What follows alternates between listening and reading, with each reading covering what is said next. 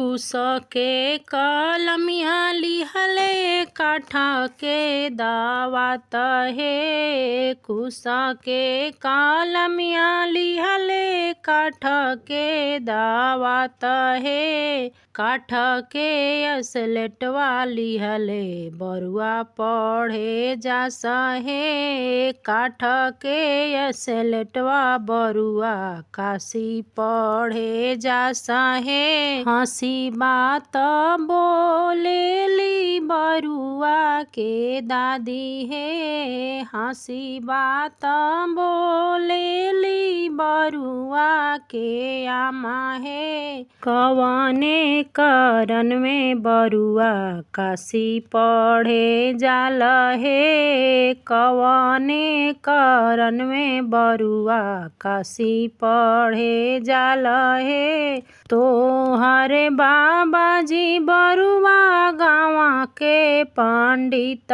हे। तोहरे हरि बाबाजी जे गाँव के पंडित हे। काहे नाही लेला बरुआ उन्हीं से ज्ञान हे। काहे नाही लेला बरुआ उन्हीं से ज्ञान हे।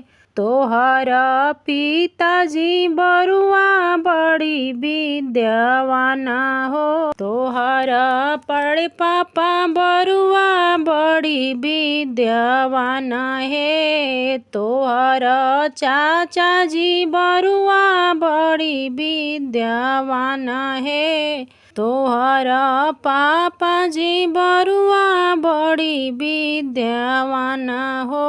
तोहर भैया जी बरुआ गाँव के पंडित हे। काहे नाही लेला बरुआ उन्हीं से ज्ञान हो। काहे नाही लेला बरुआ उन्हीं से ज्ञान हो।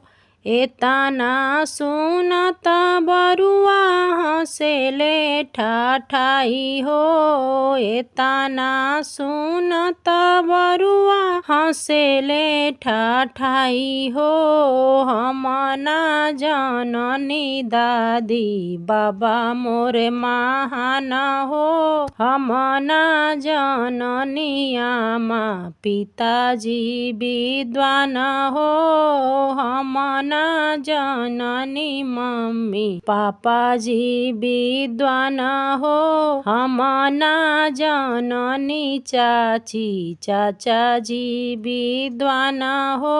12 बरिस भइल नवरे बरिस भइले उमर हमार हो।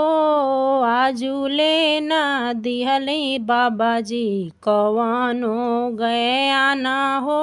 आजुले ना दिहनी पिताजी कवनो ज्ञान हो। पिताजी के हटे नाही मम्मी से ध्यान हो। नवरे बरिस के भइले उमर हमार हे।